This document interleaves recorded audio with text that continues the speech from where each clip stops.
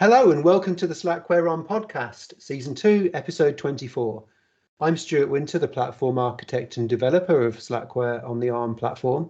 And we have with us Brenton Earl, who is helping with the R&D on the AArch64 port of Slackware. Hey Brent, how are you? Okay, how are you? Pretty good. We've got you a headset now, haven't you? Yes, it works.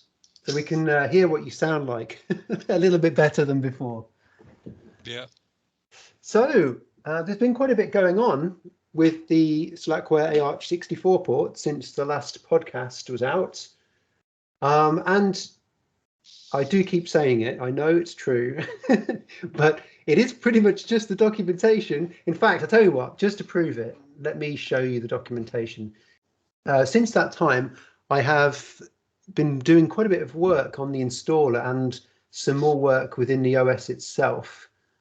Because what I tend to do is I go to, after a while, you know, when you've had your head deep in the code or deep in something, you kind of lose sight of the overall vision and some of the details around it. And because I'm doing the documentation now, I started looking through and realizing, oh, you know, for example, in the Pinebook Pro documentation, it talked about how to configure the LCD brightness. And so I thought that's just a silly thing to document that someone has to do manually. So I've added in some support now so that when the OS boots, the LCD brightness on the Pinebook, it has the maximum brightness set.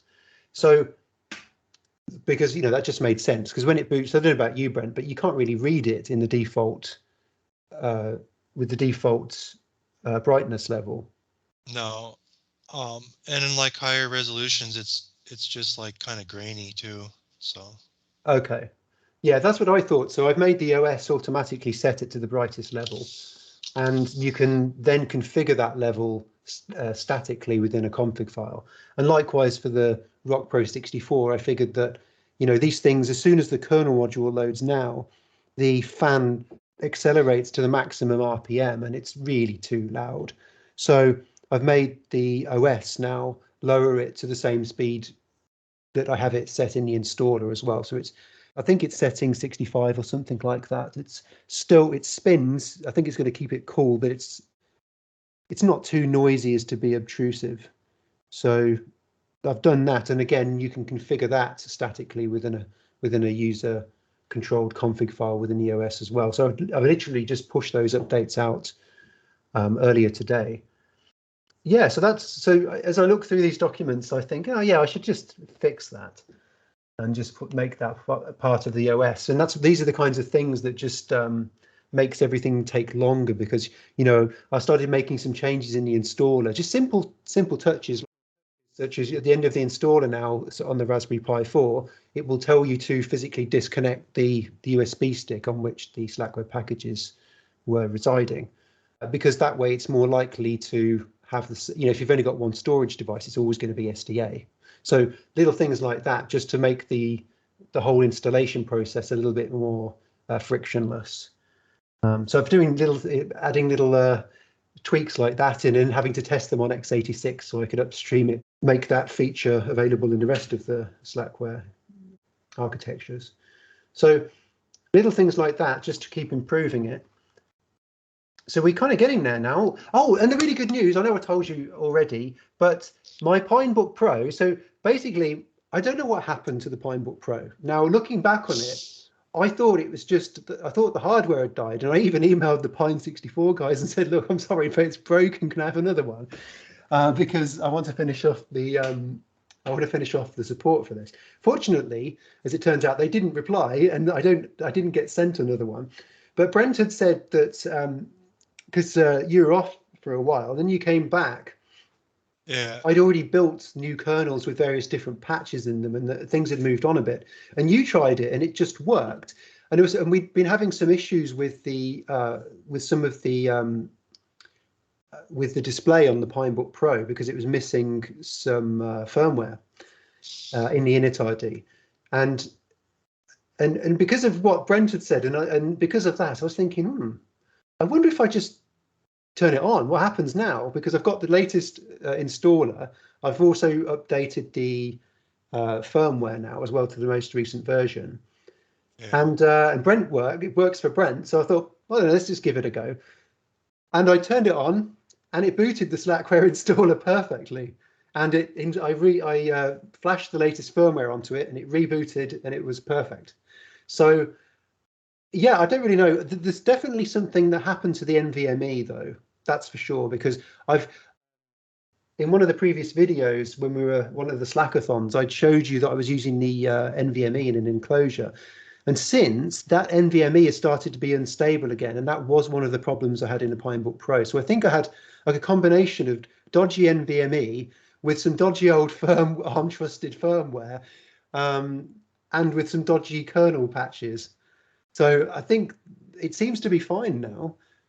So that's really good news. Oh, the only other thing that's really odd. So I don't know how I find this. I mean, I don't have to be fair. Like I know I've talked about a lot of different hardware that just seems to break for me during this port of Slackware. It's not me. I've got loads of other machines. I've got loads of computers, and they work really well. There are just, sometimes the ARM hardware isn't.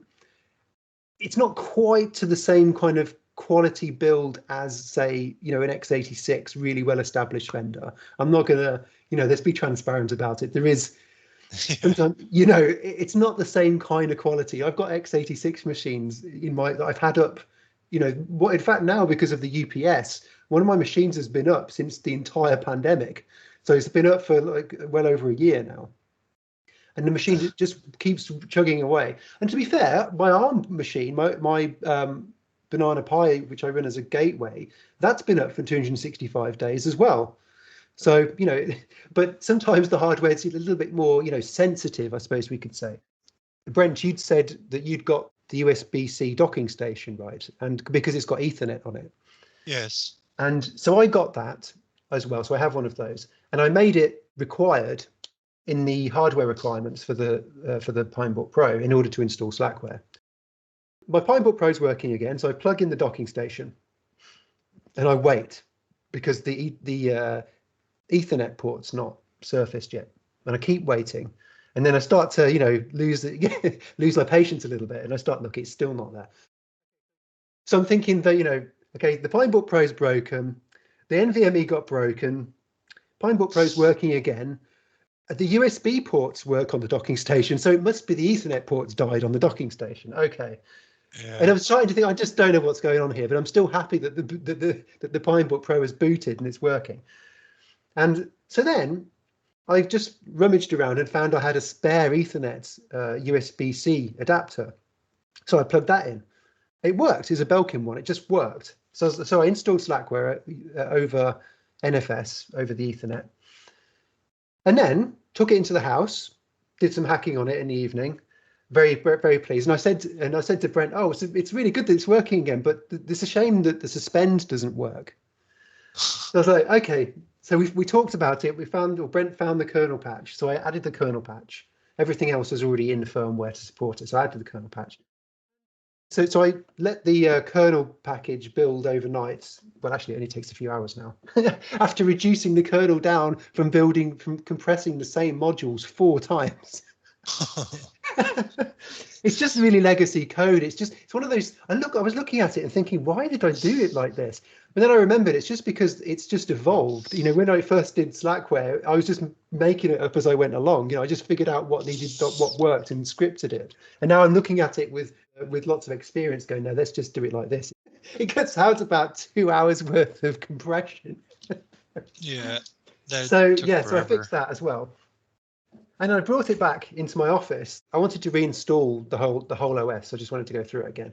I booted the Slackware installer again and plugged in my Ethernet adapter, and it didn't work. I was like, so hang on, the new one that I had doesn't work either. You've got to be kidding me. So I unplugged it and turned it over, and it worked. I was like, what? Okay, I don't get this. So I was like, okay, hang on, what happens if I do that with the docking station? Because that didn't occur to me the first time. So I turned the docking station 180, the connector 180 degrees, plugged it in, and guess what? It worked. I was like, how strange. So I mentioned it to some in the Slackware team, and a couple of the guys said it's probably dirty. So I blew into it like the big bad wolf, you know, because I hadn't got any compressed air left. I used all of that, blowing out the x86s, all of the dust out of it that collects over. So I've got no compressed air, so I just have to breathe. So I was breathing in like the big bad wolf, and that still hasn't fixed it. So I might have to give it a clean with some kind of probably just stick one of the cotton buds in or something like that. Just use a Q-tip. That's what I meant. Yeah, exactly. A cotton bud's a Q-tip. Yeah. I turned it over, got the Ethernet working again. And then, Brent, I installed the new 5.15.16 kernel, or whatever it is. I installed that with the patch in.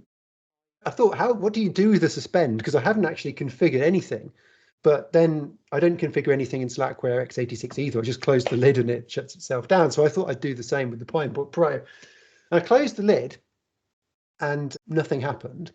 So I kept looking. I was kind of like, you know, you can see the screens, can't you, still around the rim of the on the Pinebook Pro when you close it.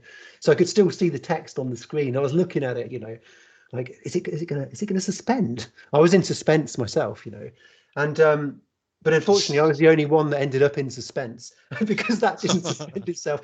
In fact, I reopened it and it did shut down.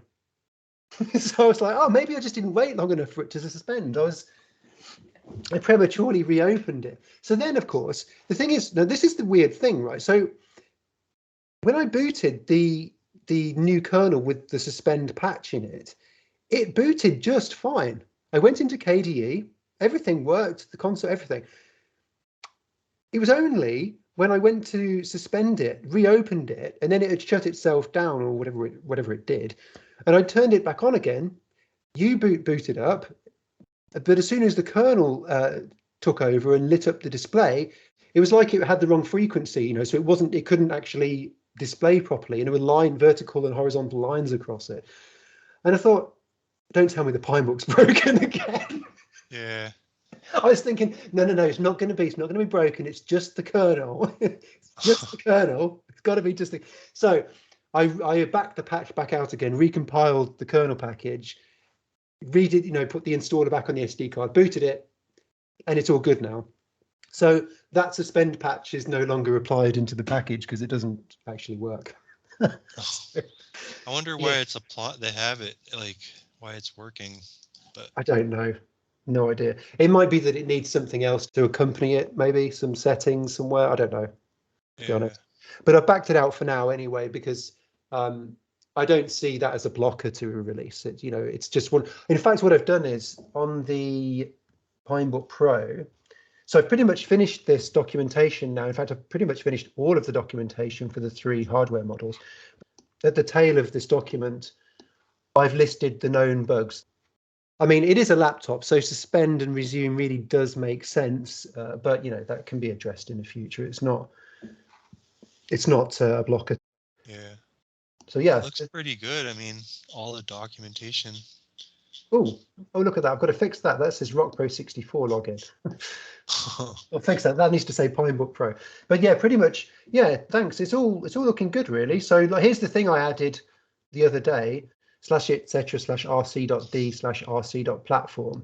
Well, you can't see that there, but there is a new run control script. That's what RC means. Called rc.platform. The platform is ARM or AArch64, so it's like the sort of core platform, and then that's the kind of terminology that we're using. And so that new script's job is to run a couple of helper scripts, the fan and on the RockPro64, and set the LCD brightness for the Pinebook Pro's panel. So there's the similar kind of plugin model in there with match conditions for the hardware model and all that kind of stuff. And so you can statically configure your own brightness level, or you can just let the default setting. This is the Pinebook Pro one, and it's almost complete now. I just need another read through, a couple of screenshots, finishing. Here was the good thing though about the Ethernet breaking yesterday, because I thought, okay, if the Ethernet doesn't work, it's okay. It's not the end of the world.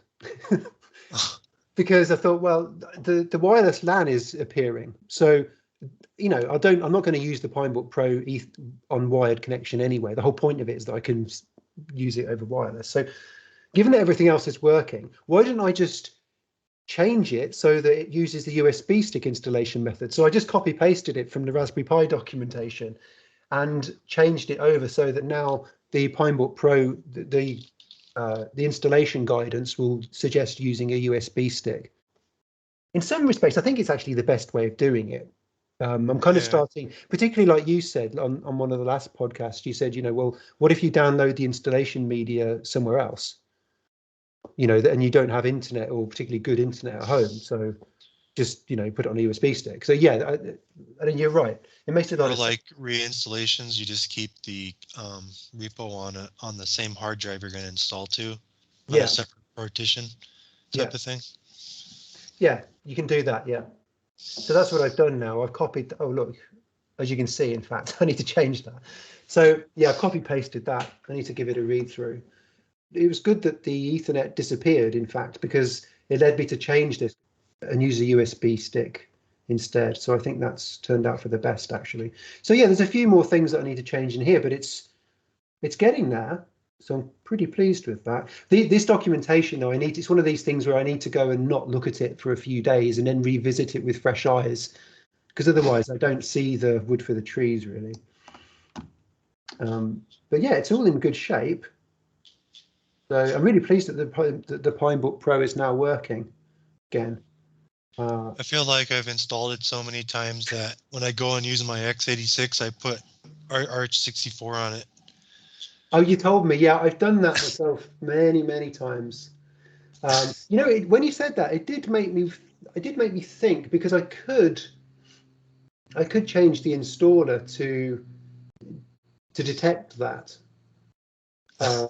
Because all I'd have to do is just put a comment in one of the tag files in the A series of Slackware, which just stipulates what the architecture is for the for that collection of packages, and then just do a uname check and compare it in the installer and bark out an error if it doesn't match. So I could do that, but to be honest, I'm not really sure it's worth the effort.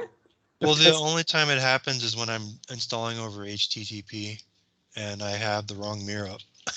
Oh, right. Okay. Yeah. I forget about it. Okay.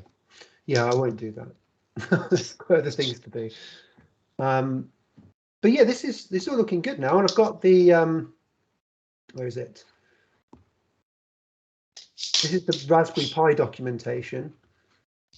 So this is pretty much done as well, and I've got all of the pictures done now. It's nice. So yeah. Yeah, those are pretty good pictures. Better than I can make with my phone or anything I have. This is a Canon. I can't remember what it's called actually. This camera. It's quite a nice camera. Yeah. I had to wait though, because all of the lighting here is natural light. There's a particular time in the morning when the sun would stream through and just give it this really nice. Well, at least I like it anyway. But yeah, it looks good. Yeah, there's no artificial lighting there whatsoever, apart from in the battery one, where obviously there is. But yes, it took me a little while just to wait for the right day there.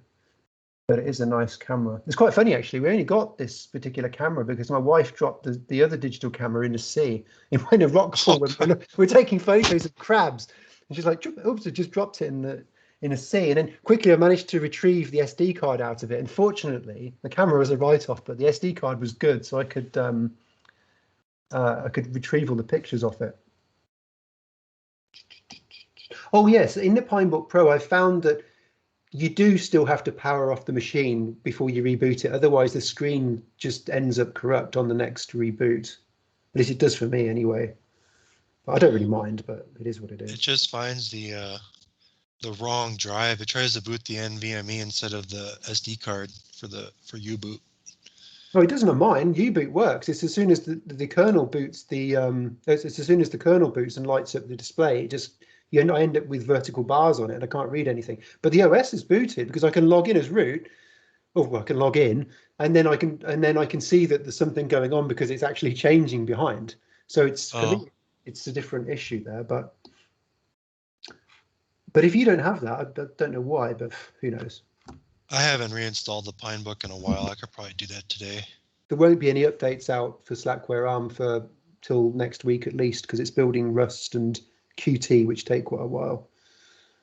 So you can install the latest firmware on the Pinebook Pro as well, because I upgraded the ARM trusted firmware yesterday. Okay. Well, it works for me. I've installed it on the Rock Pro 64 and on the Pinebook Pro, so I've already tested it. One of the things that Brent and I have been doing recently is looking at so this is the Raspberry Pi 4 document. We've been looking at the video support on the Raspberry Pi 4, specifically because it's not in great shape at the moment. So one of the things, as you can see here in the table, is we've got video working on the Raspberry Pi 4, and I've had my Raspberry Pi 4 running KDE. This is my Raspberry Pi 4 down there, and that is its monitor, its HDMI monitor, and it's had, where is it? So this has been up now for about a week. Log in there. So this is running the latest version of KDE in Slackware Current, soon to be Slackware 15. And the Raspberry Pi 4 here has been up for about a week now, and it's stable running KDE on here. But as you can see, it's not too responsive. It's a little bit laggy, but that's purely because of the video acceleration. Yes, it's a little bit laggy on the Raspberry Pi 4. On the Pinebook Pro and on the Rock Pro 64, though, KDE is remarkably responsive. And I'm genuinely shocked, because the last time I used KDE on the Rock Pro 64 was before we'd got the Panfrost driver working on it, yeah. which is the appropriate driver for video on the Rock Pro 64. And we accomplished that by simply not providing an xorg.conf file and letting Xorg figure it out for itself. So that was pretty good. So that's done. And I hadn't used it. Brent had tested it and said it worked. So that was good enough for me. And I hadn't reinstalled my machine and tested it since then. I'd last used it when I think we were using the FB Turbo driver, and it was pretty slow. So I installed it on there, and I couldn't believe how responsive KDE was, how responsive Firefox was. In fact, I started using it to do the research for the video for the Raspberry Pi 4. Yeah. So yeah, I was really genuinely impressed. I just didn't expect that. Even when it's swapping, it's responsive still. Yeah. To me on ARM, I've always had the same kind of experience that you just saw me having on the Raspberry Pi 4, where there's a little bit of latency. And Brent and I have done some research, and it seems to be that the other distributions who are using mainline kernels are in the same position. So I think that eventually that will probably just solve itself. Although there are these two limitations here where I can't get the DTOs, the device tree overlay support, working. So in the previous podcast, I'd understood that U-Boot doesn't support DTO at all, but actually it does. It's just that it's going to require some more R&D to get it to work with the X Linux config. And I haven't done. I've looked at how to do it, but I don't want to get into that at the moment. I don't think it's that pressing, and it's not. It looks like it's going to be a bit of a faff to do it. So yeah, I'll get around to that one. That said, the other reason why I didn't spend more time on getting DTOs working with U-Boot is because I wanted to see, well, quite frankly, because the Raspberry Pi native bootloader already supports device tree overlays. So I thought, given that I'm bootloader agnostic, I just prefer U-Boot because it's standardized across hardware models. There's nothing technically wrong with the Raspberry Pi 4 native bootloader, so let's try and get that working instead. So I've made it so that you can easily migrate to the Raspberry Pi native bootloader, and the kernel update process will work perfectly with that. So you just upgrade the kernel, it takes care of it, and you can reboot, and it's all there. So that's already taken care of. The only problems are that I cannot get the Raspberry Pi bootloader to boot my kernel.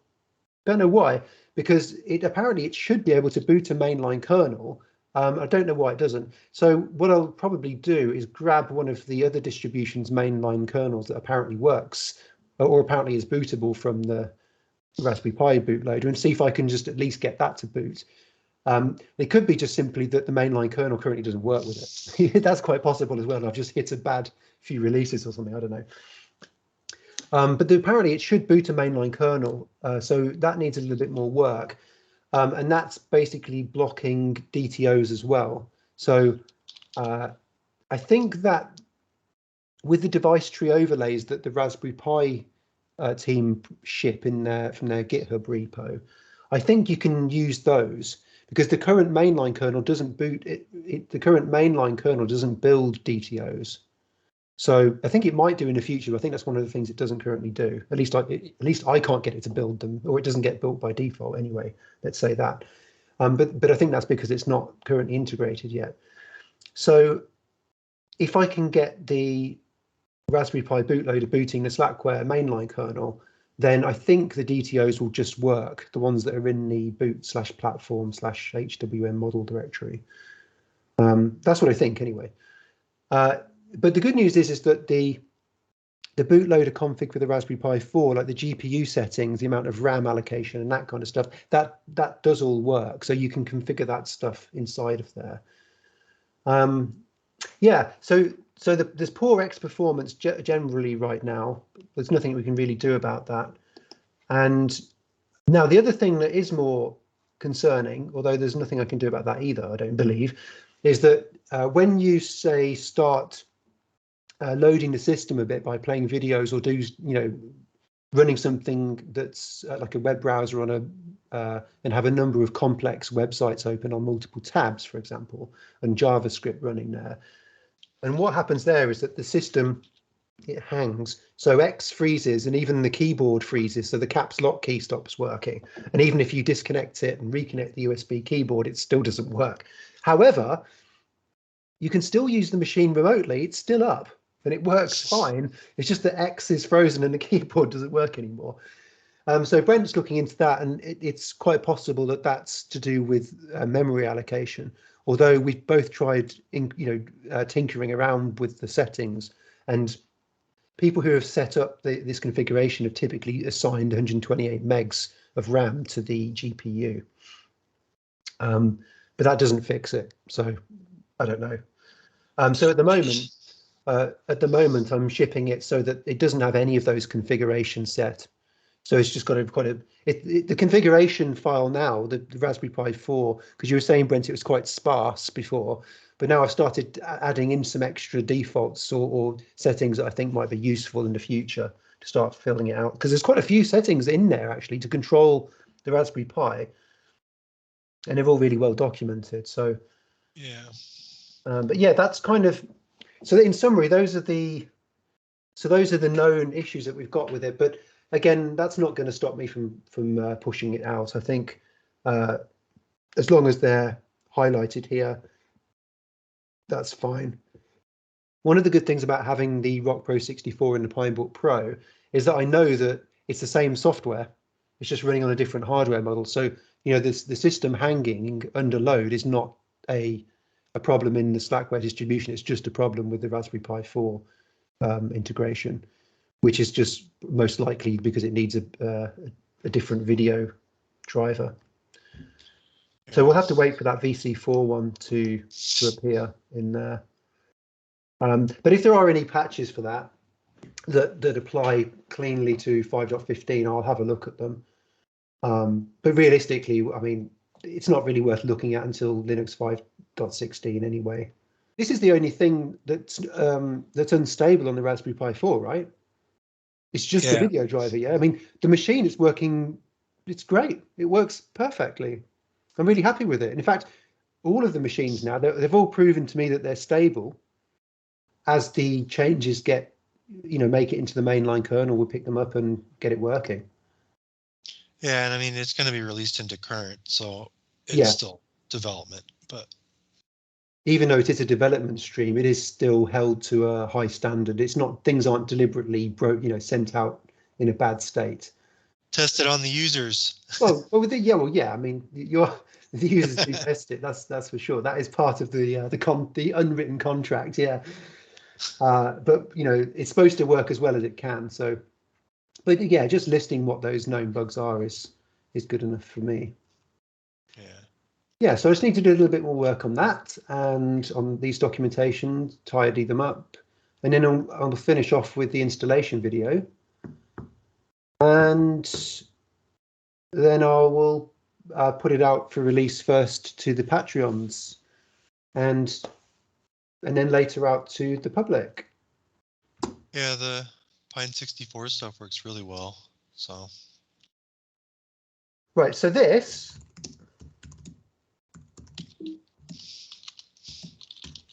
is a Pine64 Pinebook Pro.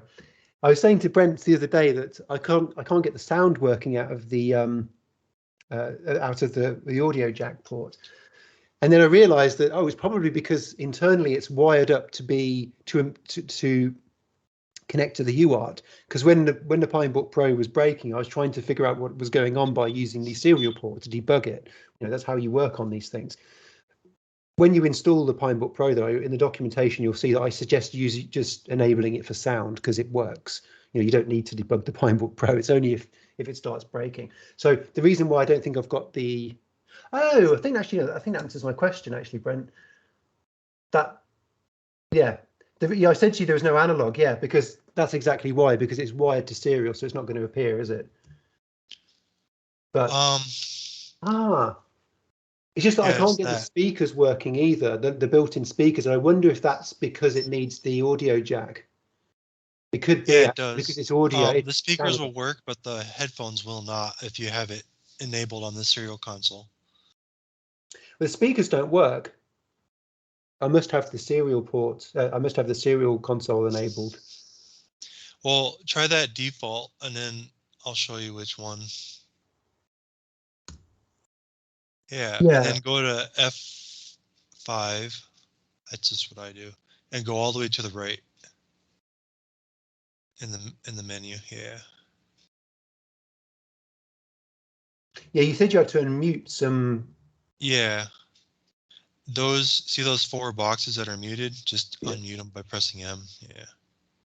Okay. And then the sound should work. And if it's not, turn up the stereo and stuff. Yeah, I did. I maximized everything, but I'll do is I'll just change it so that it's on. But those headphones need to be turned up. I don't know why it gets listed as headphones for some reason. Those speakers. And right. Yeah, it should work. Okay. That's all I ever do.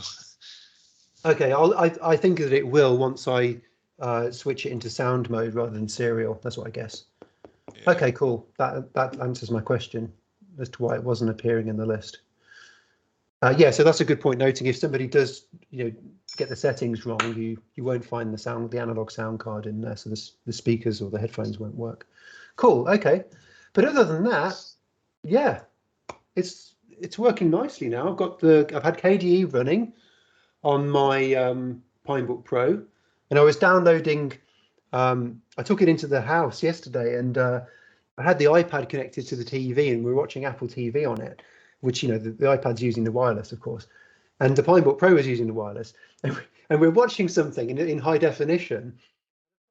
And I started syncing the Slackware tree onto my Pinebook Pro over the wireless in the house, and the quality of the movie we were watching reduced significantly, and I was like, oh, Control Z. And a few seconds later, it improved again. So, yeah, clearly my wireless access point was maxed out. The bandwidth there. I was getting about 45 megs a second downloading it. And actually, it really didn't take very long to download the 4 gigabyte Slackware AArch64 tree. The Pinebook Pro, it's impressively fast. I'm really pleased with it. If somebody wants to install to external drive, it should be fine too. Yeah, in case they don't have an NVMe drive from Pine64. The adapter you need for the NVMe is in the table of hardware requirements. So I really think that's what you should use. I mean, yeah, it's probably best. Yeah. Yeah, you don't want the storage on a laptop hanging out of the side because it'll get broken off. And I don't know what is is the USB port USB 2 or 3? Do you know? I think it's 2, isn't it? On the there's one that's a USB host and one that's 2.0. Right. But if you have a USB-C connector, it probably is faster. Yeah. Yeah.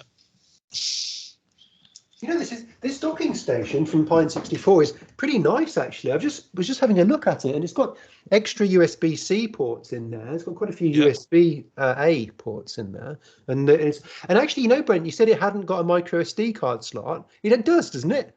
It's got a large one. It has an SD card slot, but not a micro. I tried putting one in, and it's stuck in my SD card stuck inside the case of it. Is it really? It has one though, right? I mean, it looks like one. I don't know. I'm not going to try it again. Did you get a pair of tweezers out to extract it? I'll probably end up taking it apart somehow and getting the card out. But oh right, okay. So that happened a while ago. Oh, okay. I won't do that then. Yeah. So yeah, that's the Pinebook Pro is all good. I'm going to work on the documentation, getting that finished off. It's almost done. Tom Williams emailed me the other day. He told me that one of the annotations in one of my pictures were incorrect and said that I'd said screws rather than nuts. So I appreciate that kind of feedback. It's attention to detail that we like. So yeah, I think the project is pretty much complete now, Brent. I don't see any more blockers. We're not going to spend more time on the VC4 stuff for the Raspberry Pi 4 because it seems, I think we've hit the end of the road on that one at the moment. We just need to wait for the work itself out eventually. I think so. I think so. You know, I mean, it's been a lot of work. I mean, it really has been like a year's worth of work to get this to the state that it's in.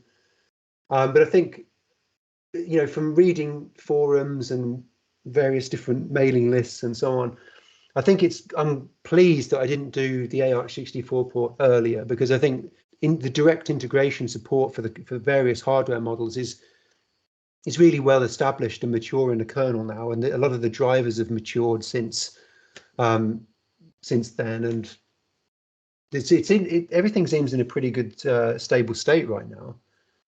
So yeah, I'm really happy with it. And I was also really pleased as well when I took the Raspberry Pi 4 into the house to prepare for the installation video, and the sound just worked. I just plugged it into KDE and started running a movie on with MPlayer. The sound just worked through the HDMI, through the soundbar. I didn't expect it to work. So, you know, I thought there would need some configurations, what I meant, but yeah, the HDMI sounds great. It's great. I use it for music all the time. So yeah, it's all coming together now. So I really look forward to being able to put it out there. With the Raspberry Pi 4, there is a sort of workaround where I've added a config file into the X11 scale directory, so that when you install the package on a Raspberry Pi 4 or 3, it installs a basic xorg.conf. Because that seems to be the difference between it crashing almost immediately when you start X or not. It's still that was basically the workaround that I found from Gentoo. I don't know what was in their default config, but I took the one that Slackware ARM used to ship and just deleted a couple of options out of it. So it's a really dummy config. It just doesn't stipulate what the driver is, but that seems to keep it stable. I don't know why. Yeah, it basically just forces the frame buffer driver. So yes, it does. Yes, Xorg does pick the frame buffer, but I thought that it did anyway. Even if you don't have an X or config file, I'm pretty certain if you look at the X logs, it says that it uses frame buffer anyway. I just don't know why. So I'm not sure what the difference is between supplying it a config that tells it to use the same driver as the one it would found by itself. I guess some other flags get set or some config gets set. I don't know. But anyway, the reason I say that is because I also made it. I made the same thing happen for the Raspberry Pi 3. I don't know if that was the right choice or not, but I thought it might as well be. It probably is. Yeah, I can check that. I just didn't hook it up yet. Yeah.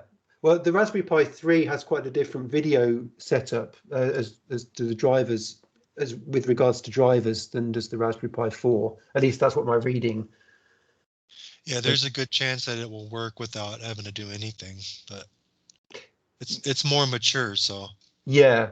Well, if you test that on the Raspberry Pi 3 and you can see what happens with the config file, which you'll get on the default install, and then just delete the config file and see if it still works. If it still works, I'll change the package so that it doesn't deploy a file there, because there's no point, you know.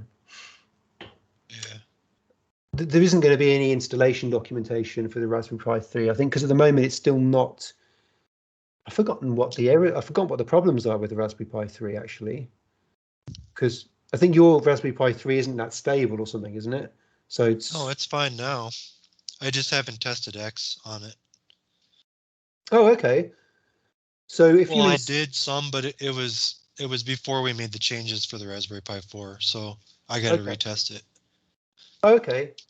And I mean, yeah. Well, so I think what we'll do, if the Raspberry Pi 3 is essentially the same in terms of installation, if the Raspberry Pi 3s, you can install it following the same, or pretty much following the Raspberry Pi 4 instructions, then I'll just, if somebody wants to help make Raspberry Pi 3 instructions from the Raspberry Pi 4, they're welcome to do that. But I'm not going to document anything to do with the Raspberry Pi 3 because I don't even own one. But yeah, it's not.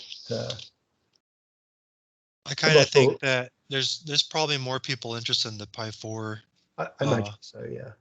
Yeah. At this point. Yeah, I don't know what the demand is either. No. So, but yeah, someone else can own that if they want to own that. But anyway, if it works pretty much, I think. But as you said, it pretty much works as is. It just needs testing. It's not like there is already support for it. It probably just needs some tweaks and a bit of massaging in different places. Yeah, I just use it for compiling stuff. That was my main thing. I wanted to have that working too for that. Oh, right. Yeah. Okay.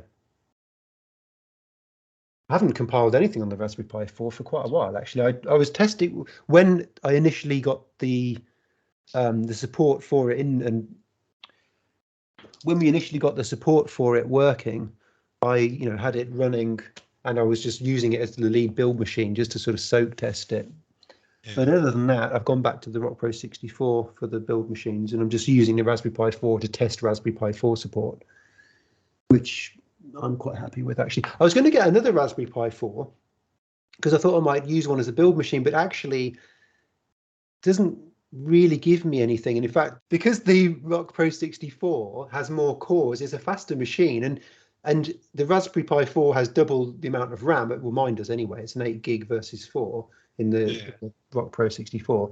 But generally, I don't need that much RAM to compile most applications. It's only huge ones like Firefox and Qt and Thunderbird. I mean, Thunderbird literally takes about 2 days to build, and it just hammers the machine.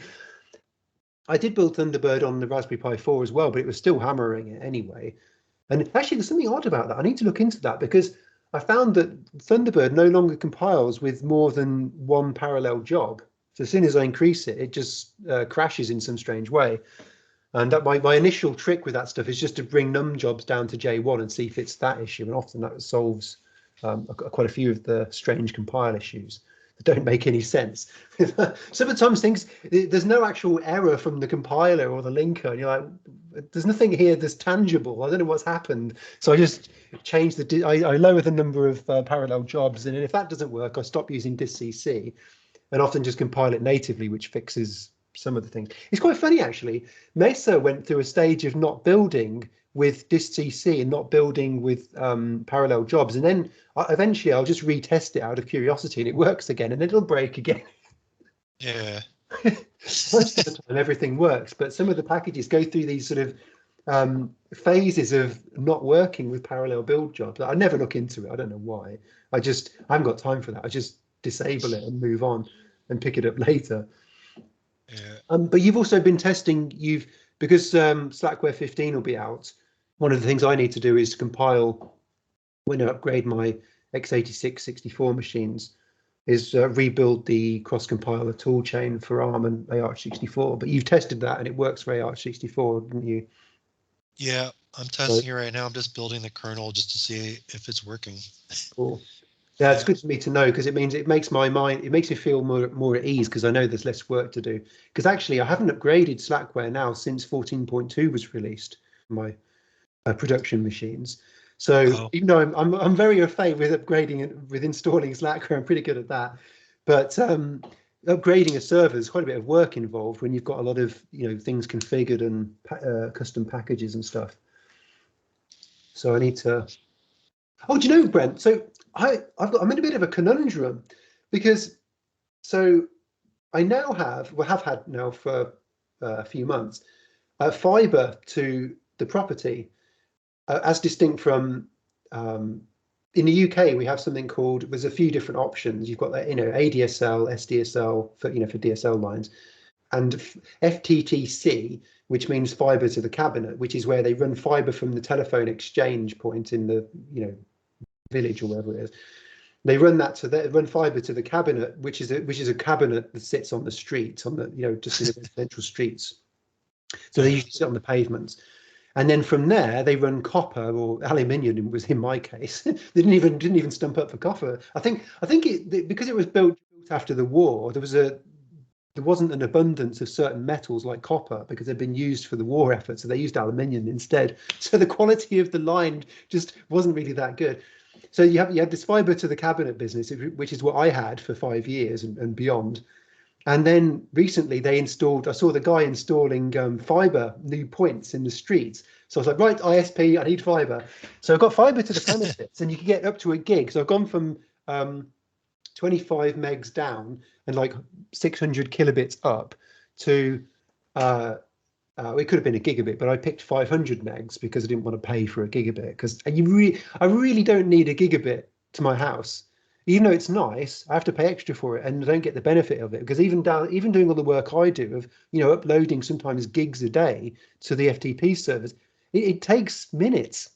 It's not like I need to press rsync and press return and go, God, it needs to be done immediately. Life doesn't work that way. So I can easily go make a cup of tea and it's all done. So I kind of think I factor price and practicality into what's going on, into the choices there. And so anyway, the conundrum is that I pay for 500 megs, and my home gateway is a Banana Pi running Slackware 14.2, and it works really nicely. The only thing is that I couldn't get it, and I still can't. I can't actually achieve more than about 220 megs down. I get 70 megs up, which is the limit anyway, so that's all good. But I can't get over 220 megs, and I thought, oh no, it must be a problem with the fiber. It can't be my problem, can it? It must be a problem with the fiber. So they tested it, and there's no problem with the fiber. I was like, are you sure? And they gave me this box called a Fritz box, which is it's something like the ISPs in the UK tend to do. It's like it's an ARM embedded thing with some web interface thing on it, and it's convenient for consumers to make their life easy. So they gave me this box. And I thought, okay, fine, I'm not going to use your box, but today I'm going to use your box because I want to see if I can get 500 megs out of it. Can't do it. That gives me 300 megs. So I called the ISP. I'm like, this doesn't work either. Oh, have you tried using a PC? Well, surely the box I had to pay for would allow me to achieve what I've paid for. No. Have you tried using a PC? Okay, then I got an x86-64 server that I use to build Linux stock tools on from time to time. It's like a big fat beefy machine, but I don't use it because it's so loud. It's a Dell 1U rack mount machine. You turn it on, it sounds like hovercraft, so I can't use it apart from to test Linux stock tools every now and then. So I turned that on and plugged it in there and got 500 megs. So like, okay, so it really isn't the fiber; it's just the hardware. So then I started looking into it. I realized that my PPPoE config, which is in Slackware by default, uses a user space PPPoE. So that's which further lowers the speed. So I changed my config to use the kernel PPPoE module. That shot up from about 100 megs to 220. It's like, okay, so we're getting there.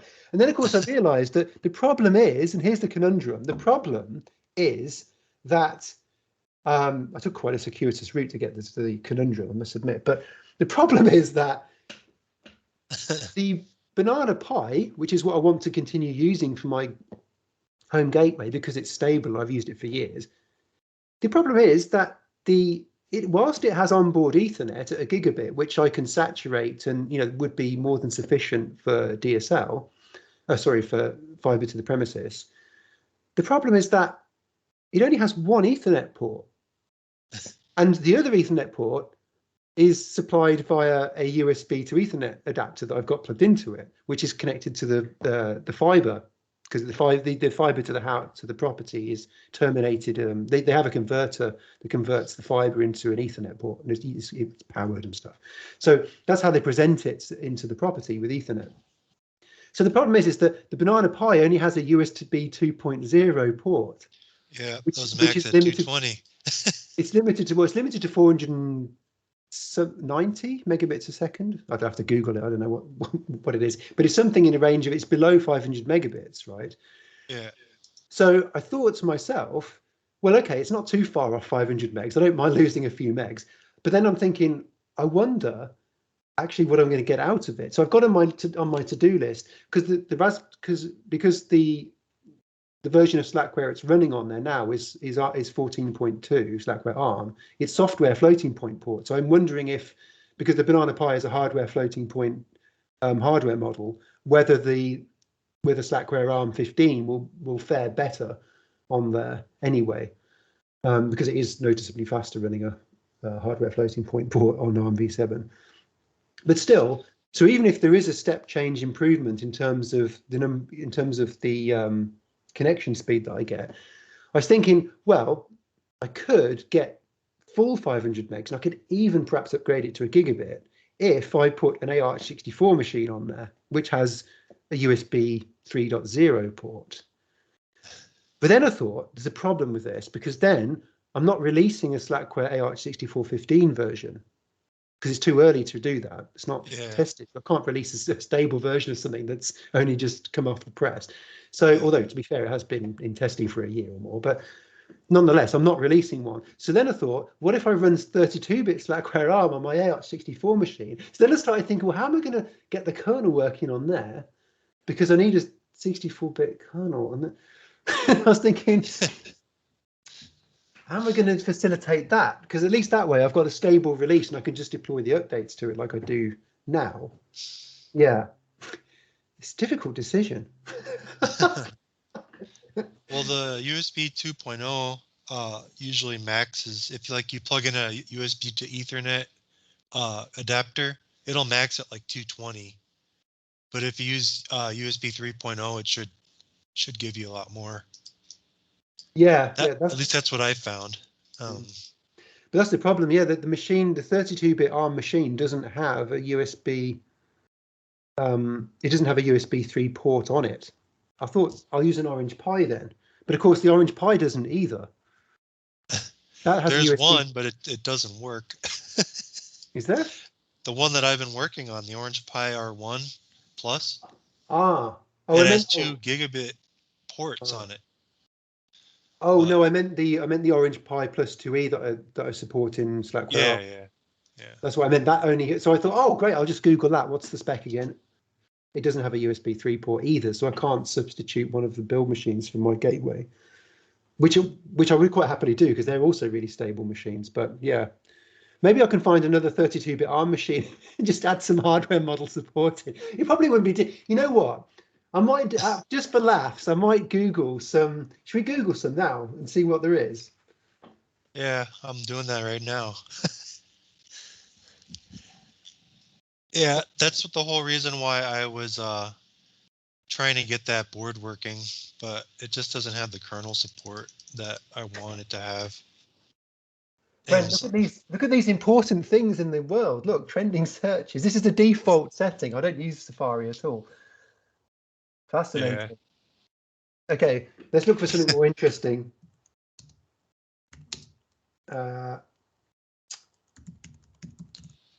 What can we look for? Oh, let's have a look what Debian support. I want something that has. So what's 32-bit? This is ARMHF, isn't it? Yeah. I must admit, I do like Debian's documentation. It's very very thorough. Yeah. But where's the list of things that? Where's the list of supported hardware? There's platforms. That's okay. Okay, got it. Yeah, but so I know. What about the QB board? Oh, that's okay. That's an Orange Pi. I've got one of those. That's not for me. Oh, that's a thought. Does the A20? The Banana Pi is an Allwinner A20 SoC, but that doesn't have USB 3 either. That's only USB 2. No, I think all of the ones I have, because I've got an Allwinner. I've got an Orange Pi, which has an Allwinner A20 SoC on it. Most of them have an H3, but this one has an A20, so it's the same SoC as the Banana Pi, as one of my Orange Pis. I don't use that one very much though, but it is supported.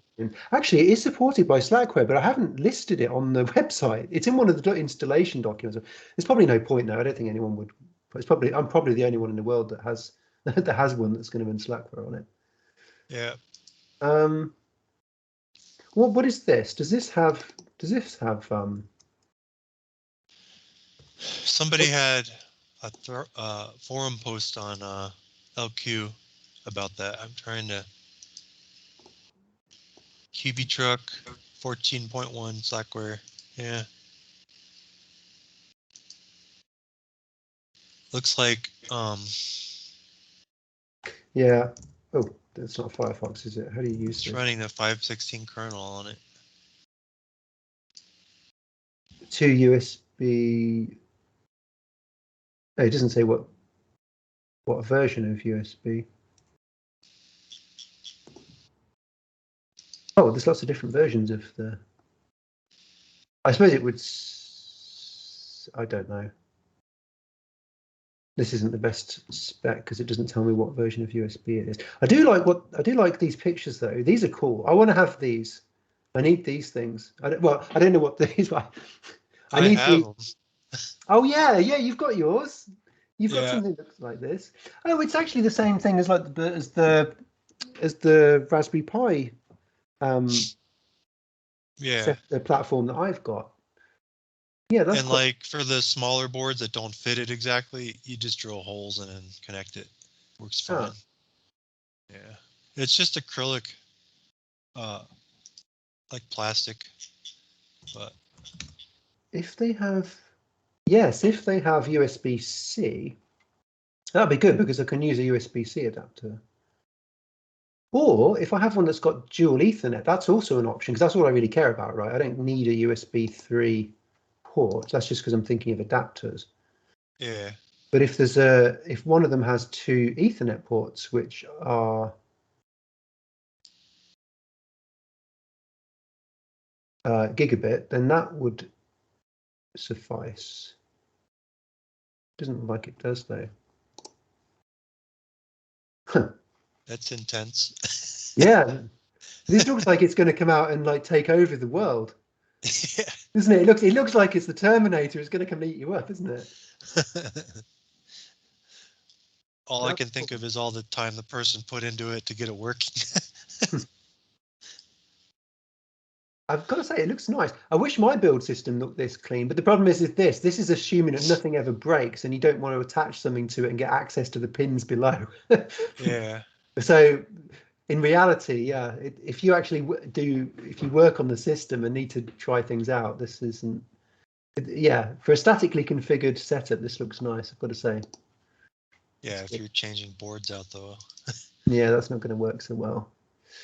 Yeah, I need to have a look at it. Maybe there's another hardware model that I can add to 32-bit that would do the job. Because after all of the work now to integrate hardware models for AArch64, it's not going to be particularly difficult. Well, the boots, well, all of the U-boot stuff for 32-bit, I haven't evolved that. That's still just a standard. That's just a standalone build script. Yeah. But still, wouldn't be difficult. Yeah, so I have to have a look at that. See what I can do there. But it doesn't really look like AArch Chef. So that's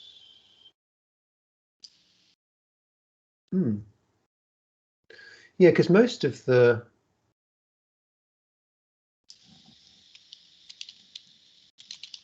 Yeah. I mean, most of these machines should just work. I mean, unless they need lots of kernel patches, but these have been around for a long time. So, interesting. Yeah, the prices of everything has gone way up though for Has it? these kind of boards. Oh, right. I haven't looked. Yeah.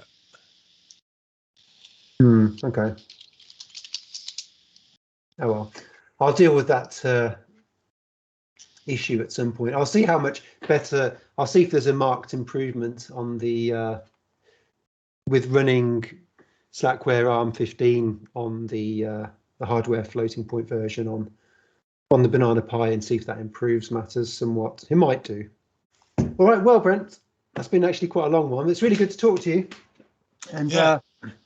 I'll continue with the documentation, and I hope to have that completed probably by the end of next week, and maybe I'll even be able to get the videos done as well. That'd be cool. And then, yeah, hopefully people will enjoy it as much as we have. I hope so. I know there's a few people waiting for it now, emailing me. They're starting to get impatient. Yeah. Tell me about it. I kind of want it to be done, to be honest. It's been a long time now, and it's one of those things I didn't realize. You know what? It's funny. I was listening to the one of the podcasts where I announced the development of the AArch64 port, and I was telling Phil about how, I was like, quite laid back about it. So, yeah, it'll take me a few months. It won't take long because, I've just got to change a few of the build scripts really, and change some C flags and a few library directories and a couple of things like that really. Yeah, Won't right. take very long. Little, and the bootloader, I'll just make it the same as ARM32 and just change a few things. It'll be fine. And yeah, it hasn't really worked out that way. It's basically like a complete redesign of the boot process, the kernel module loader. Yeah. Rewriting a whole bunch of stuff. What is it called? The Slack PBS. Oh gosh, yeah. But it's quite funny actually, because I've been doing a lot of learning over the last year for my technical consultancy role to change things around a bit, and in terms of development and working with developers and thinking about what developers like, I've taken all of that new knowledge and skills and put it into Slackware and that's where all of the hardware model designs have come from, is by studying things for work really. So I brought that into Slackware. Right, here's what developers need, and a lot of it is really just a mindset and thinking, okay, how can I make it as easy as possible for myself and other people to contribute to this project, to get it working on new hardware? Because it is kind of quite fun, isn't it, having a new bit of hardware and plugging the cables in, and Yeah. it does take a lot of time though. Like with the video stuff, you leave it for a while, and then an hour later it's just frozen. And really, everything you've added in terms for development, it makes it easy to figure out if something's going to work or it isn't, pretty quick. So yeah. I'm really pleased actually, because I remember a while ago just thinking, how much work I've done on this, and how much work you've done as well, just to get working what looks like simple things. Just to bring up a fan. Oh, is it really that difficult? Well, actually, it didn't quite work first time. And where do I put it exactly? When do I start it? What values do I need? Okay, that doesn't. There's so many iterations just passing over the same things. Over the same day or even 2 weeks later, you think, oh, I can improve it, or it doesn't quite work anymore with this new kernel release or whatever. Yeah. So there's a lot of it's almost there now. It's almost there. Or you find a patch for suspend. Yeah. Something like that. Yeah, we won't be taking any more of those patches, thanks. But I hope that does work though, because that will really make the Pinebook Pro kind of finish it off, I think. Yeah. Because I'm really pleased with that. I'm really pleased it's working as well. So if anyone from Pine64 is listening, I don't need a new one now. Thanks. I reinstalled it. It works again. Exactly. I just reinstalled it. It must have been a combination of things, like with the dodgy NVMe that just went bad, and then there must have been a version of the ARM trusted firmware. I don't know. That dodgy kernel version. Who knows? But yeah. So that's really good. So I can release it now with tested installation support for 3 really good machines that have been stable and solid for a long time. The only thing I would say is missing, like if someone was going to run their own computers at home like that, is like a router, some kind of router drop-in replacement. Like, I don't know, because you have a laptop, basically a desktop, and the Raspberry Pi can do both. I don't know. Ah, yeah. You see what I'm saying? Like almost like a hardware toolkit for doing stuff, home office or something. What are you talking about in terms of software packages? No, just like having supported boards for like doing like each function for like a home office business or something like that. Oh, I At see the what you same, mean. yeah. Yeah. Like you say, a home router, I'd want a board that has 2 Ethernet ports at a gigabit, Yeah, for example. exactly. Yeah, and probably at least 4 gig of RAM. Yeah. I mean, although to be fair, I mean, what's the Banana Pi got? It's 1 gig, isn't it? Yeah. So my home gateway, I mean, we're streaming high definition video down, and that's running off of the Banana Pi, which is the NAT gateway. It's fine. It's only Yeah. got one. It's only got 1 gig of RAM.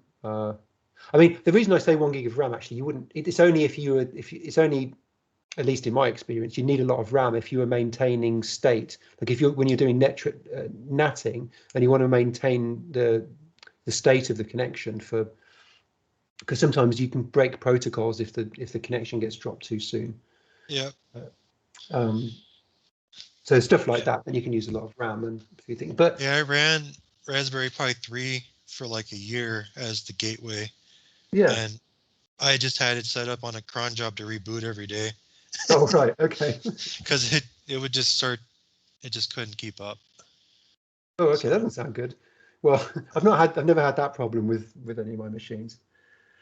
yeah, I was running it off an SD card too. Oh, that's probably why. Yeah. Actually, it's funny. We were talking in one of the podcasts a while ago about how when you have physical spinning disks, you get some errors, and it's going to be okay for a while. So I realized that one of my backup drives has started erroring. I just saw it in the D message, and so I've ordered a new one, but I still haven't got around to replacing it yet because I'm thinking if it goes on for a little bit longer, if it can survive for a little bit longer, then maybe I can just tie it in with the Slackware 15 upgrade and just replace the drive at the same time. Or I Yeah. could turn it off and then migrate all the data over to it and do it that way around. But at the moment, it's still spinning and it hasn't had any further bad sectors appear. So I've just left it for the time being and keep doing backups onto the new drive which is connected to a spare machine. Yeah. But when it's on, say, NVMe or SD card, it just breaks. As soon as an error, the whole thing just starts to fall apart. Yeah. So I'm not sure I'm going to be leaving spinning disks anytime soon for anything that's important, to be honest. No, I keep all my backups on SATA spinners. Yeah. I've got like, let's see, 8 more SATA spinners that I can switch in. Okay. People Yeah, just send them to me. I wish I had some. I like those. It's good to have a collection of those. And they're all the same drive, so I can use them for RAID. Ah, okay. That's Yeah. helpful. All right, listen, man. It's good to talk to you. Let's end it there because it's been quite a long one now. Oh, yeah. It was supposed to All be right. short. All right. See you later. Take care. All right, see ya.